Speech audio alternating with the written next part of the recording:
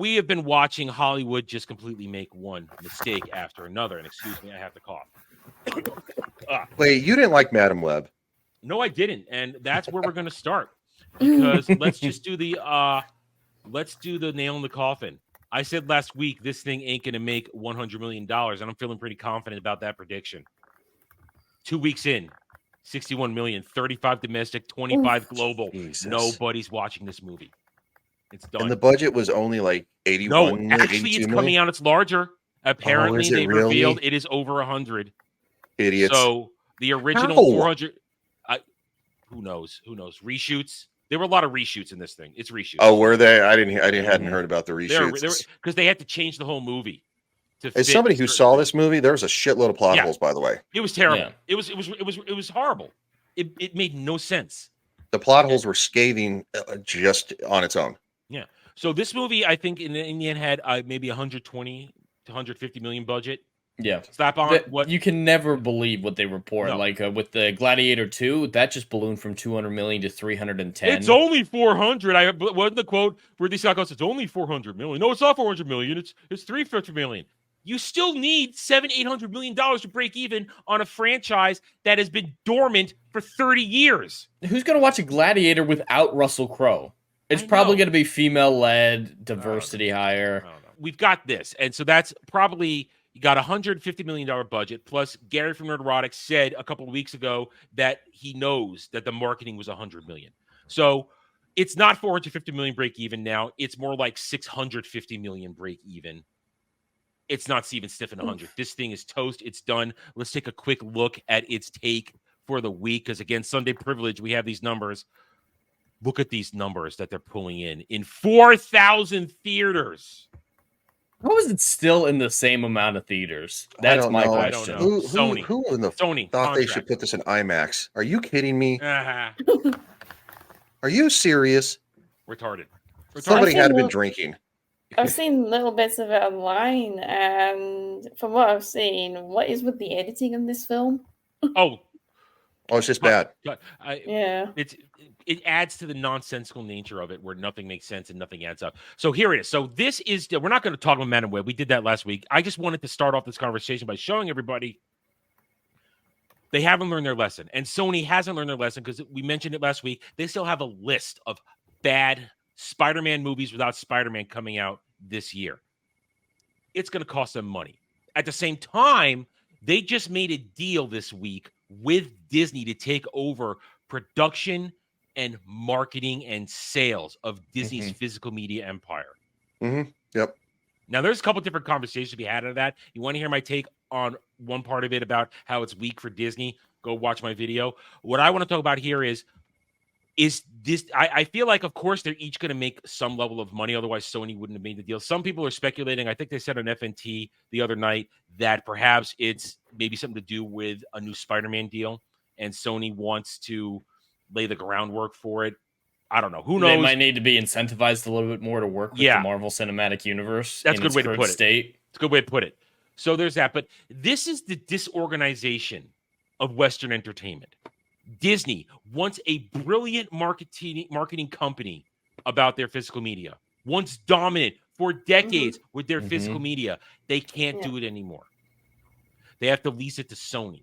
Sony is doing movies that should have Spider-Man in it making $1 billion a piece because Spider-Man makes money. It's just a fact. Spider-Man means money. They can't get their shit together. And then I didn't connect this to the other one. They could have literally written Tobey Maguire's Spider-Man 4 in the amount of time since No Way Home came out. I know there's the writer strike, so they necessarily wouldn't be in. People were still writing. They were still writing. But you could have written that fucking script, and you could have given us, Andrew Garfield's third final movie because fans are now clamoring for. People want it, and what have you done? What, Madam Web? Are you kidding me? Madam Web got Kraven in a few months. They're doing Venom 3, and I think there's even one more in there somewhere. Kraven just looks so dumb to me. Just like Madam Web, where the origin of the powers is ridiculous. A lion bleeds into Kraven, and he gets mental animal powers. He can possess animals and see through their eyes. But it's just bad decision making. You have one of the most popular, iconic IPs in the world in Spider-Man that will just print you money. Look at, even though he's not Spider-Man, Miles Morales movie number 2 made them money. It made a profit. Absolutely. On their budget. It did, They made money last summer. It was one of the only movies last summer that made a profit. One of the only ones. Now imagine if that had been a Peter Parker central thing. Oh, it would have blown up. No. Imagine that. But they can't get it right. They can't get it right. Paramount can't get it right. Disney can't get it right. Warner Brothers announced just the other day that they actually made a profit from Max. Hey! But then we see this. They spent $200 million on Joker 2. Yep. That's a massive mistake. And that's before the marketing. I love the first Joker, but it's one of those films that can't have a sequel. Like Inception, you can't follow up Inception, otherwise that'll ruin Inception. Yeah. To find out how that ending resolved itself. Just for the record, not more than doubling. Just say you quadrupled. Just say quadrupled. Like let's call a spade. I'm so tired of the word gymnastics here to try to make it look not as bad. You quadrupled the budget, so now it's probably not going to make shit. No. Oh no. And let's be honest. Listen, I'm no fan of Lady Gaga. Yeah. Same here. I don't like her. I think she's an average songstress. I think she's an average actress. Another Hollywood weirdo too. She's a weirdo. Yeah. So I don't get this fascination with her, and making her Harley Quinn. Now, first of all, we live in a moment in time where Harley Quinn has been saturated. There's too much Harley Quinn. Her character has been destroyed. It is not the famous "Hey Puddin" from Bruce Timm verse Paul Dini verse. That original Harley Quinn was gold and great. What we got now is not Harley. It's this. Well, they tried to feminize her, which was the whole point. Is she was damaged and it was awful. It was horrible. Yeah. Well, also that video game that just came out literally just took a giant dump all over everything. Made it worse. And flopped that's the final terribly. straw. It's not even funny. That Suicide Squad Kills Justice League was the final straw. Yep. When it comes to this Harley nonsense. Nobody wants this. So you're going to put Lady Gaga in this movie to be Harley and make it a musical just because you have her in it. That's the worst mistake of it. The fact that it's a musical. It I doesn't help that most normies won't be able to pronounce the title of the film. Let me see. Where is it? Folie à deux. Yeah. I believe what it is. Most people. I took French once upon a time. Yeah. Most people are not going to know. They're just going to call it Joker 2. They have no business doing these musicals. It shouldn't even happen. And it's not, this isn't entertainment. Not to mention, as Jed said, nobody who actually likes Joker wants a Joker 2. No, nobody asked for this. The studio went, oh my God, we made so much money. Let's do it again. They didn't make money. That's the thing. Warner Brothers. Warner Brothers got nothing from that because the deal went to someone else. The deal went to somebody else. Warner Brothers didn't sniff. Was it Legendary? Because didn't Legendary put it out or something? I forget who was that, but Warner Brothers made the deal. They with the $50 million budget, they outsourced it. Said, we don't want to deal with this thing. You guys go do it. And then it took off and made $1 billion. Dude, you got railed. So they got railed. Like doing this. It's like a No Way Home. Everyone is saying, look, Disney made so much money with No Way Home. And we just sit there and shake our heads. No, it's Sony. 25% went to Disney. The rest went to Sony. That's all Disney got. So Warner Discovery got, well, back then it was Warner AT&T. But Warner got nothing from Joker, which is why they had no faith in it. They jumped on this. And then, as we can see, they've done what a studio does. Dumped $200 million or more, likely more, into this, and it's going to lose them money. So this, even though Max is a somewhat successful channel, because they actually one of the only streaming services that has a profit, and because they put out shows people want to see, and they have a good library that people want to keep looking at. So it's a legitimate one. And David Zaslav, whether people want to call him a villain or not, he's doing the best with the mess that was dropped in his lap after the merger. This isn't about people's fifis. It's about making money. David Zaslav canceled Batgirl because it was going to make money. They made more money tax off. They're canceling that Wile E. Coyote movie because it will make more money as a write-off than ever be released. And the false outrage, as we've covered before about this, is bullshit. Nobody cares about Coyote versus Acme. That's horse shit. You just want to rail against this particular corporation because it's not your favorite corporation. Because all these people, they shill for the corporation all the time. Oh yeah, all of them suck Disney's dick, but they want to hate Warner Brothers because David Zaslav, the Zaz, actually treats it like like the money-making business that it should be, and not gonna put out things that is gonna lose the company money. But then, of course, they do this. Now, of course, I think this was put into play before he took over. Yeah, I think it was. So Probably. it's been the worst for the last 2 years. Yeah, Ish. And he's only been around for those 2 years. It was put in right when it was still AT&T, Warner AT&T, and then he took over. I'm not going to blame him for this one. He's going to mitigate it, but he has plenty to blame because his marketing strategy for a lot of this stuff has been terrible. And we're going to see if his choice of putting James Gunn in the charge of DCU is going to pay off. But this is just the example. They don't know none of them know what they're doing. All these once vaunted monolithic studio companies are falling one by one or merging because Warner, they may one day merge now with Paramount. This dropped last night. I want to bring it up today just to top off this conversation. Paramount's future looks grim amid perfect storm of declining cable TV streaming woes. This is just a perfect example of everything that's failed. Remember, Paramount is the parent company of CBS, Paramount Plus, and a few other things. It used to be Viacom, but I think that's been separated if my memory is correct. And they own Comedy Central. They own all that kind of stuff. So once upon a time, these were things there that worked. And now, yeah, this Comedy is an example of what trash they got. fire. Yeah, this is the example of what they got. The future doesn't look good for Paramount Global, the Hollywood giant that owns CBS, Paramount Pictures, Comedy Central, BET. I didn't know they own BET. Wow, that's a lost leader. I think Pluto TV actually does pretty decent though. What is Pluto TV? Pluto TV is pretty good. Pluto TV is a free service that you can get on your phone. You can get it on I think PlayStation, stuff like that. You can download it. Has a lot of great channels, a lot of old stuff that they just kind of like replay. Okay. They have like a Bob Ross channel, which like I used to use to just like put on and go to sleep to because I mean shit, fucking Bob Ross, right? Yeah.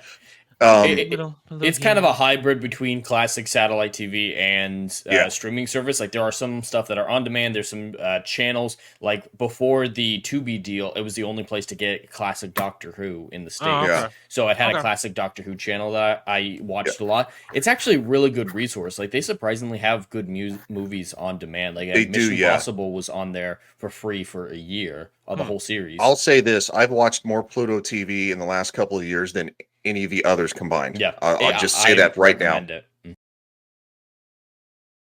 we're right here. Yes, Paramount's global financial outlook took a hit on Friday when the S&P Global slapped it with a credit watch negative rating over concerns over the company's cash flow. The report blamed the ongoing deterioration of the linear television ecosystem and the shift towards lower margin direct-to-consumer streaming model, which doesn't make any money either, especially if you are Paramount Plus and you continually put out garbage like Halo and what else has been crap on there? I don't even know what. Star Trek, new Trek. Yeah. I forgot. You see, my brain tried to protect me for a second there. Star Trek sucks. It's awful. New Trek sucks. New Trek. Everything after, we'll say, Enterprise is not good. Yeah.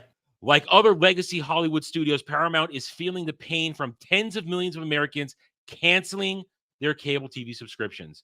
Yeah, I haven't had cable TV for a decade now. I've never had it. Well, I'd just like to say, when the economy sucks, a major big one, people are going to cut what they don't really need. And also, why do I need something? Why am I paying over $100 for something where I have 100,000 channels? Excuse me, and nothing to watch. Yeah. Well, it also goes with all the streaming services, right? Streaming services became popular because cable was literally people were paying minimum 130 all the way up to maybe like 220 if you get like the NFL package and all that crap. And and it's like people got tired of that. So they're like, okay, well, maybe we'll cut back. We'll get Netflix. We'll get Hulu. And those were the big two for a long time. Then you started sprinkling a couple other in. It's like, okay, well, maybe we'll get this. We'll get that. I like now people are paying the equivalent, if not more, for all these streaming services. Like that they don't watch. That they don't watch. They're going to cut you off. Yeah. In the end, it's going to be 3: Netflix, Amazon, Max. That's it. Yes. They're the only ones that are remotely relevant in terms of either catalog, quality, or the fact if you're Amazon and you can afford to lose the money. Well, yeah, they can afford to lose the money, and they have a hybrid method that none of the other streaming services do, where you can, well, that as well, but you can purchase movies and other stuff on their platform and have a purchase catalog, like Vudu. But yeah, that sets them apart a little bit as well. And they connect to the other services, so it's one location that you can watch almost anything. So there's a convenience factor to Prime. So let's continue here. At the same time, the studio's streaming services, including Paramount Plus and Pluto TV, continue to lose money and alarm rate. So according to Breitbart, Pluto is losing money. It's not actually being profitable here. The bad news comes amid ongoing acquisition rumors that have swirled around Paramount for many months. Among them, the possible suitors is David Ellison's Skydance, which helped finance the latest Mission Impossible and Top Gun Maverick.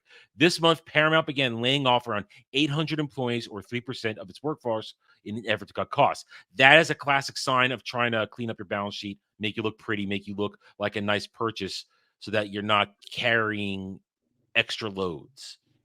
And now, they don't mention here, but Warner Discovery is also in the market to try and merge them. And that's the weird thing. And that goes back to what I mentioned earlier. These once monolithic competitors who did everything under the sun to undercut each other and be a dominant studio during the era of the big studio time, now they're all becoming one. Yep. And it's frightening to think that, first of all, classic Metro-Goldwyn-Mayer is now nothing but a limb of Amazon. That broke my heart when that happened. Yeah, Disney swallowed up 20th Century Fox and then literally murdered it in the night. These moves that we thought would be great, that would reinvigorate these failing studios at the time, were in fact would have killed the studio system. And now you have one of the last remaining ones, Paramount. Columbia Paramount now will likely be swallowed by somebody else. And that's the end. There's no more studios then. No. They will all have been swallowed by a corporation, each and every one of them. And I'll admit too, I know the Michael Bay Transformers movies are not everybody's favorite, but explosions. But when the stars flew, it's like boom, boom, boom, no, like just that Transformers sound, like it just, I was like excited for the movies because I knew whether or not it was going to be a phenomenal movie, you're still going to have fun. No, Ariel, I don't think we're going to see a giant monopoly. Not at any time in the near future. Maybe eventually, but there's probably going to be like 3 juggernauts, I'd say, because Universal's doing well enough on its own that it won't need to merge with anyone. They're Comcast. They're Comcast. They are. Yeah, is Comcast still Universal. owned by a corporation. But they're at least not just under one single umbrella like Disney, Universal, and whatever this hybrid Paramount. And it still fits what I'm talking about. What was once the Hollywood studio system that ruled Western entertainment for 100 years, essentially. Each and every one of them is now a corporation. Well, they've killed themselves. Because you say that perfectly, because corporation is not about creativity. It's about, well, it used to be about making money. Now it's about agenda and ideology. But it's all about to be crushed. It's going to be gone. And that is why I have that is why this is astonishing to me. And why I bring it up today. This is what we've come to. This is the true collapse of the Western entertainment original foundation system of that. It's gone. Thanks for watching, everybody. If you'd like to reach out to me, please email me at theranernerd@gmail.com for all channel business purposes. I am on Twitter now, mostly for promotion and sharing of videos, maybe a little shit stirring here and there. Who knows? @TheRenNerd. You can also find me at the Geeks and Gamers forums under @Roas, and you can see me on Rumble and Odyssey under the Renaissance Nerd. Thanks again for watching. Take it easy.